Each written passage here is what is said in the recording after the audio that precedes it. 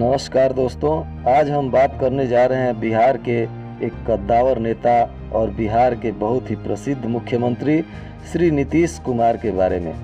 जी हाँ, नीतीश कुमार के जन्म से लेकर अब तक के उनके पूरे जीवन काल की कई घटनाओं के बारे में हम आपसे बताएंगे। लेकिन उससे पहले मित्रों, आप अगर हमारे चैनल को सब्सक्राइब नहीं किए हैं तो प्लीज हमारे चैनल को सब्सक्राइब करें और इस तरह की जानकारी आपके पास सबसे पहले पहुंच सके, इसलिए बेल आइकॉन को भी दबाना न भूलें। तो आइए मित्रों, हम बताते हैं नीतीश कुमार के बारे में। जी हाँ, नीतीश कुमार जी का जन्म पटना से 50 किलोमीटर दूर बख्तियारपुर शहर के एक छोटे से गांव कल्याण बिगहा के एक खपड़ैले मकान में 1 मार्च 1951 को हुआ था। उनके पिता का नाम रामलखन सिंह और माता का नाम परमेश्वरी देवी था। उनके पिता एक वैद्य थे और स्वतंत्रता सेनानी भी थे। साथ ही एक कांग्रेसी नेता के रूप में भी उनकी एक खास पहचान थी। मित्रों, इनके पिता बिहार के दिग्गज नेता अनुग्रह नारायण सिंह के करीबी थे। नीतीश कुमार बचपन से ही अनुग्रह बाबू से काफी इंस्पायर्ड थे और राजनीति उनके खून में बसी हुई थी। बचपन में नीतीश कुमार गुल्ली डंडा और कबड्डी के अच्छे खिलाड़ी थे और अपने सहयोगियों के आपसी विवाद को सुलझाने में पंच की भूमिका निभाते थे। जी हाँ, बचपन में ही राजनीति की छाप उनके जीवन काल में देखने को मिलती थी। साथ ही पिताजी की दवा की पुड़िया बांधने में भी मदद किया करते थे। कई बार इसकी चर्चा उन्होंने अपने मंच से भी की है। आगे चलकर नीतीश कुमार पटना साइंस कॉलेज के स्टूडेंट रहे और इलेक्ट्रिकल इंजीनियर बने तथा बिहार विद्युत विभाग में नौकरी भी की। पटना के ही कंकड़बाग निवासी मंजू सिन्हा से उनकी शादी हुई और हाँ, जवानी में नीतीश कुमार को दाढ़ी रखने का बड़ा शौक था, जिसे आगे चलकर जब वो सीएम बने तो फिर उन्होंने अपनी दाढ़ी कटवा दी। अपनी पत्नी मंजू सिन्हा के बारे में बताते हैं कि वो एक शिक्षिका थी और बच्चों को पढ़ाती थी। लोग कहते हैं कि नीतीश कुमार दहेज के खिलाफ शुरू से ही रहे। अपने शादी में ही अपने पिता से दहेज नहीं लेने की अपील कर उन्हें मना लिए थे और बिना दहेज के ही उन्होंने अपनी शादी की। नीतीश कुमार के बड़े भाई सतीश कुमार एक किसान हैं और आज भी बख्तियारपुर में रहकर खेती करते हैं। नीतीश जी का परिवार हमेशा से राजनीति से दूर रहा और आज भी किसी भी तरह के सरकारी साधनों का प्रयोग नहीं करता। उनकी एक बड़ी बहन उषा सिन्हा भी हैं और वो बताती हैं कि नीतीश खेलने से ज्यादा बचपन से ही पढ़ने के शौकीन थे और हाँ, अपने स्कूल से अपने घर पैदल ही आया जाया करते थे। और उन्होंने बताया कि एक बार अपने स्कूल जाने के दौर में उन्हें एक गांव के बगल से गुजर रही रेलवे लाइन से होकर उस पार स्कूल जाना पड़ता था। इसी क्रम में एक बार रेल पटरी पर खड़ी एक मालगाड़ी के नीचे से जा रहे थे कि अचानक मालगाड़ी चल पड़ी और वो कूदकर किसी तरह से जान बचाए। लेकिन जब वो रेल मंत्री बने तो वहाँ फुट ओवर ब्रिज बनवा दिया ताकि इन समस्याओं से गांव के किसी अन्य व्यक्ति को कभी भी सामना न करना पड़े। नीतीश कुमार के एक लड़के भी हैं जिनका नाम है निशांत, जो पिता की तरह ही इंजीनियर हैं और राजनीति से दूर रहते हैं। स्टूडेंट लाइफ में नीतीश कुमार सिनेमा के भी शौकीन थे। वे राज कपूर, वैजंती माला और देवानंद जैसे कलाकारों को काफी पसंद किया करते थे और समय मिलने पर सिनेमा का लुत्फ भी उठाया करते थे। नीतीश कुमार के जीवन में राजनीतिक मोड़ तब आया जब 1970 के दशक में इंदिरा गांधी के खिलाफ जयप्रकाश नारायण ने आंदोलन शुरू किया और उस आंदोलन में नीतीश कुमार बड़े ही संजीदा तरीके से शामिल होकर अपने जिम्मेवारियों को बखूबी सरलता से निभाया। इससे जयप्रकाश जी के काफी करीबियों में से एक हो गए।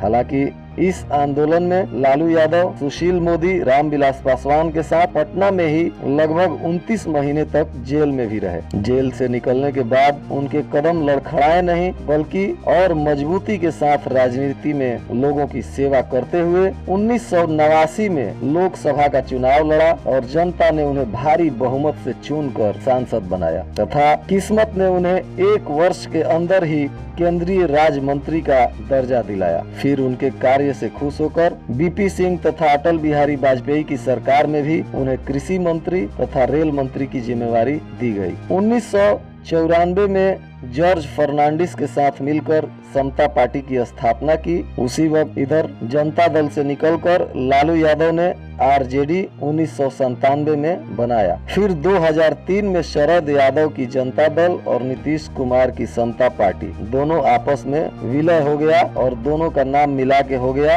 Janata Dal United, JDU. जी हाँ, और इसी बैनर तले 2004 में लोकसभा चुनाव हुआ। नीतीश 2 जगह से चुनाव लड़े। एक अपनी परंपरागत सीट बाढ़ से उन्हें हार का सामना करना पड़ा, लेकिन नालंदा से विजयी घोषित हुए। हालांकि इस घटना ने उन्हें बहुत दुखी कर दिया।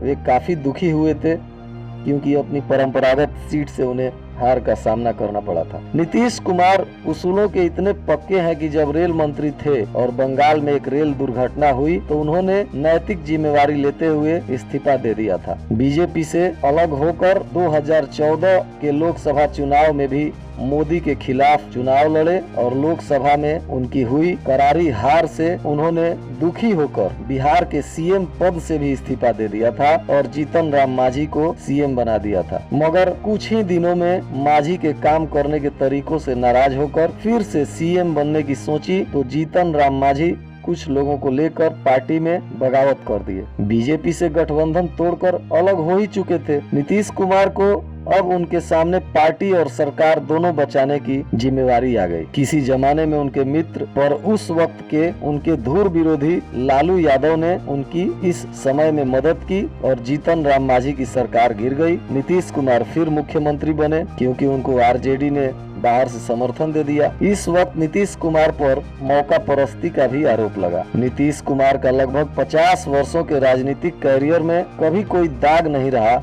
उन्होंने हमेशा अपने छवि का ध्यान दिया। बिहार में अपराध पे लगाम लगाना, शिक्षा, स्वास्थ्य व सड़क निर्माण में व्यापक परिवर्तन नीतीश के शासन काल में बिहार में देखने को मिला। आज भी बिहार में लोग उन्हें सुशासन बाबू के नाम से बुलाते हैं। नीतीश कुमार अपनी एक सेकुलर नेता के रूप में भी पहचान बनाए हुए हैं। इसी वजह से बीजेपी से उनका कई वर्षों का पुराना संबंध 2014 में टूट गया था।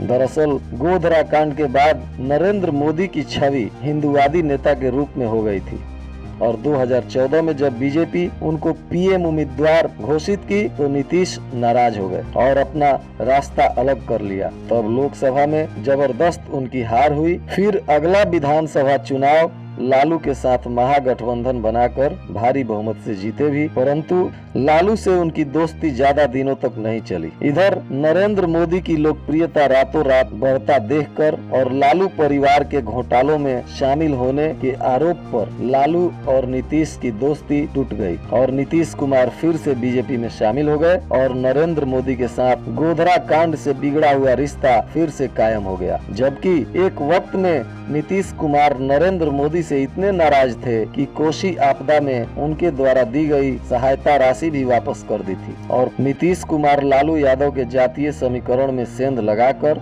उसको विकास की चाशनी में ऐसे पिरोया कि 2005 से लेकर लगातार बिहार की गद्दी पर बने रहे। मोदी विरोध से जहां उनको मुसलमानों का साथ मिला, वहीं महादलित के साथ बीजेपी से अलायंस कर सवर्णों का भी साथ मिला। राजनीति में व्यस्तता को लेकर पत्नी को ज्यादा समय नहीं दे पाते थे। अंततः 2007 में उनकी पत्नी का निधन हो गया। लोग बताते हैं कि पत्नी को कंधा देने से लेकर चिता तक नीतीश कुमार खूब रोते रहे। सीएम बनने के बाद भी कई वर्षों तक गांव का उनका खपड़ैला मकान वैसे ही था। नीतीश कुमार उसी मकान में जाते थे। बाद में गांव वालों ने चंदा जोड़कर नीतीश कुमार का खपड़ैला मकान पक्का करवाया। मित्रों, तो ऐसे ही बिहार के सीएम नीतीश कुमार का कैरियर रहा है और आज भी नीतीश कुमार अपनी छवि बनाने में हमेशा ध्यान रखते हैं। तो मित्रों, अगर ये जानकारी आपको पसंद आई तो आप प्लीज हमारे चैनल को सब्सक्राइब करें और इसको लाइक और शेयर भी करें। धन्यवाद।